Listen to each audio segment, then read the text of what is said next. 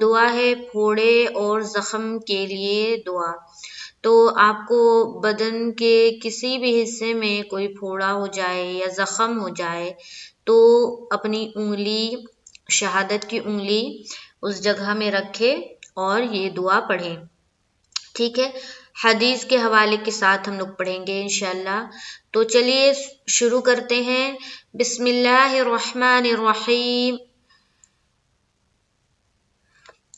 حضرت عائشہ رضی اللہ عنہا سے روایت ہے کہ جب کسی انسان کے کسی عضو میں کوئی تکلیف ہوتی یا پھوڑا یا زخم ہوتا تو نبی کریم صلی اللہ علیہ وسلم اپنی انگلی اس طرح رکھتے۔